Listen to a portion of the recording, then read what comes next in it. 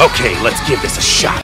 Hey, what's up guys? It's Warrior9983 here, and I have finally seen Dragon Ball Z Resurrection F in English. Well, I saw it in English yesterday as of this recording at the premiere, but I've finally seen this movie in English, and before this I saw the movie in Japanese and the Spanish dub, and some were subtitled, other parts weren't subtitled, so I was like, you know, I'm not even going to bother giving a review yet, so I'll just wait until the English dub was. Whatever, let's just get this review started. Alright, so Dragon Ball Z Resurrection F takes roughly around a year after Dragon Ball Z Battle of Gods, with remnants of Frieza's army led by Sorbet plan to resurrect Frieza using the Earth Dragon Balls by forcing Pilaf's gang, who had acquired a Dragon Radar. No one knows how they did, but they somehow did. Dragon Ball Super didn't explain either. Then they soon had gotten Shenron to resurrect Frieza. Frieza was then fully regenerated, and Frieza then planned to train for 4 months to fight against the Saiyan, so he would get a lot stronger. When Frieza returned with his army, the Z Fighters, which included Gohan, Piccolo, Tien, Krillin, and Master Roshi, with the special appearance of Jacko, the Galactic Patrolman. Frieza then gets his soldiers to fight the Z Fighters, then they struggle to fight them, and you know, all that good stuff, you know, classic Dragon Ball Z movie fashion. Goku and Vegeta, meanwhile, were training at least on Beerus' temple. That's why how come they weren't there yet. And when they find out that Frieza's back, they then join in on the fight. Goku then fights Frieza for a bit. They both then admit they were holding back some power. Goku turns into a Super Saiyan God Super Saiyan. Frieza goes into his new form, which he has named Golden Frieza. Alright, so Goku and Frieza fight for a bit more. Goku starts losing after some time. Then Goku and Vegeta tell Frieza what Frieza's weakness was. It's his desire for vengeance. That's what it was. Then they fight a little bit more. Then I will try to be light on the spoilers here, but I'll just say one thing leads to another. Goku gets out of the fight, as you see in the trailers. I will not say how he got out of the fight. I'll just tell you that he did. Vegeta then takes over, turns into a Super Saiyan God Super Saiyan, then easily beats Frieza. Then something happens there, will not spoil it once again, and Goku decides to end it quickly thanks to the help of Whis. So my thoughts on the movie as a whole. I actually really love this movie, especially watching it in theaters, with many other Dragon Ball fans as well. I felt the story was actually very well balanced between comedy and actual action. When you have the comedy in your own language, it makes it that much more funnier. Like when you watch it subbed, you don't really get the joke as much as you would in your own language, as the execution is just as important as the actual joke. At least that's how it was for me. The interaction between these characters were pretty much top notch, especially Goku and Vegeta. There's just something about these two which really had me laughing. Maybe because they seem like a married couple.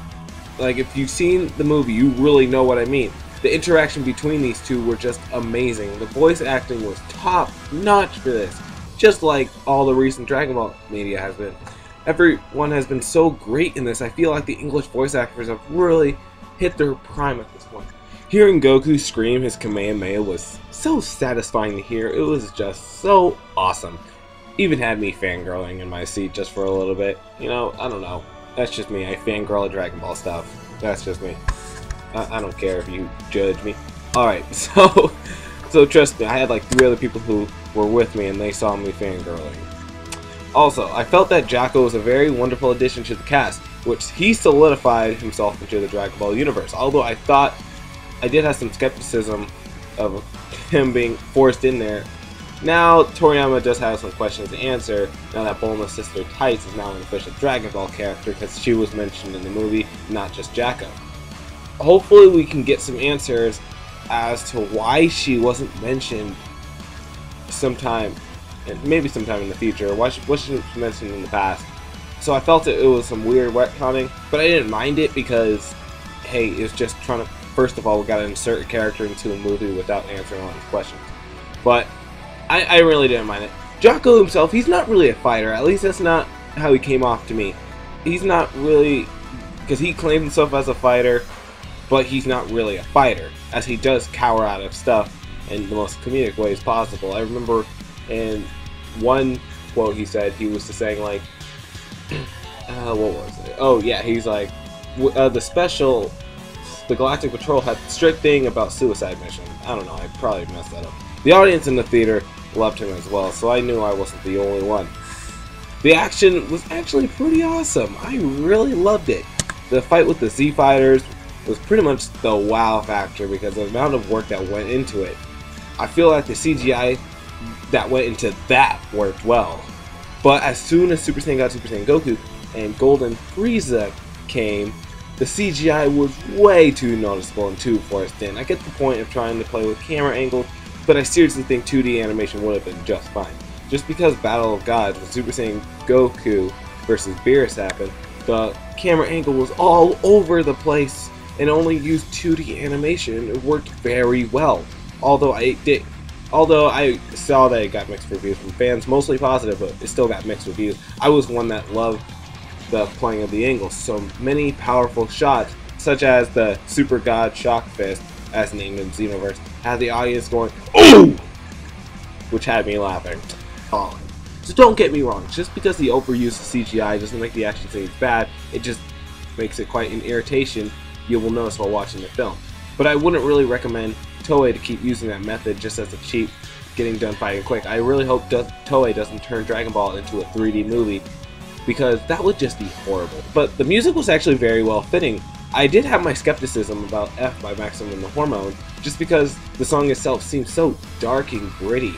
But actually listening to it in the film got me super hyped up for the fighting.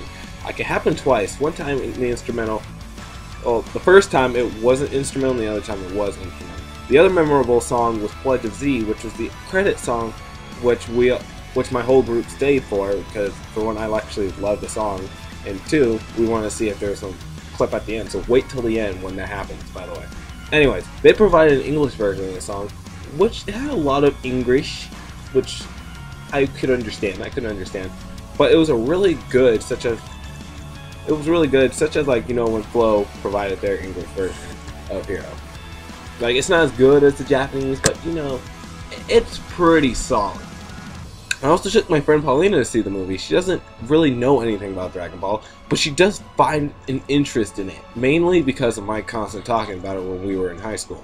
So, she came with me to go see it. She pretty much loved it too. She had the same thoughts I did, except, of course, not being a fan of the series, she didn't get some of the references that were going on, such as when Frieza mentioned Majin Buu. But not too many old school references were made in this movie, so it is great for people, you know, that have a peaking interest in the series and don't really know much. She also does my thumbnails too, so I'll link in the description her art blog. So, and yeah, no, this video is not sponsored by her. So, in conclusion, the movie is a must-see for anyone if you're a Dragon Ball fan, or if you just have a peaking interest in it and don't know much. You will find a lot of enjoyment for this movie. Yes, there are some quirks that are here and there, but you know, they especially overuse CGI. But the movie is definitely a must-see and has to be seen in theaters, because being seen in theaters is just such an event. So, have you seen Resurrection F? Did you love it? Did you hate it? You in between? Let me know your thoughts in the comments below. Make sure you blast that like button to show your support for the channel, and make sure you subscribe if you haven't already for more news, information, and updates on Dragon Ball, Dragon Ball Z, Dragon Ball GT, and Dragon Ball Super, and I will see you all later.